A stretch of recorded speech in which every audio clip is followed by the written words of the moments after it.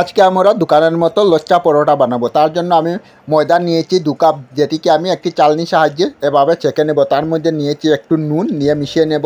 এখন অল্প অল্প জল দিয়ে এটিকে একটি ডো রেডি করব, সফট ডো রেডি করব খুব সুন্দরভাবে।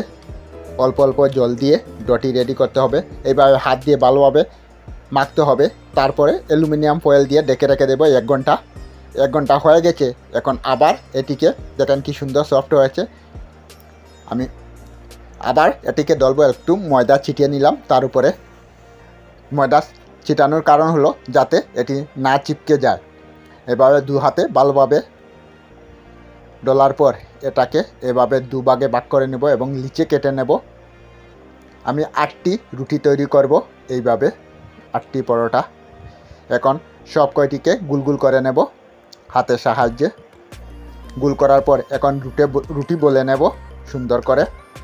লম্বা সাইজের রুটি হলে ভালো হয়, যেহেতু এটিতে লচ্চা কাটা হবে।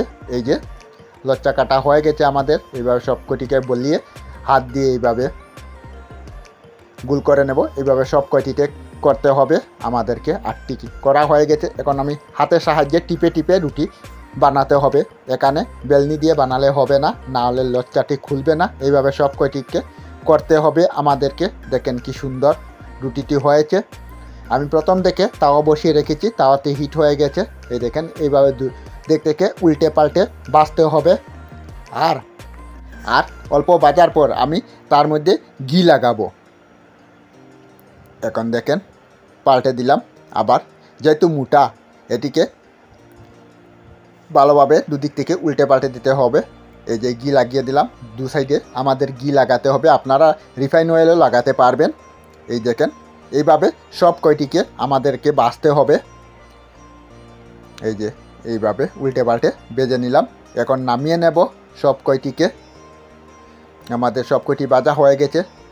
এই যে আমি একটি লচ্চা খুলে দেখাচ্ছি আপনাদেরকে। কি সুন্দর দোকানের মতো পরোটাটি খুলে যাচ্ছে। আপনারা এই সুস্বাদু রেসিপিটি ঘরে নিশ্চয়ই একবার ট্রাই করবেন। আর ভিডিওটি সম্পূর্ণ দেখার জন্য অশেষ ধন্যবাদ।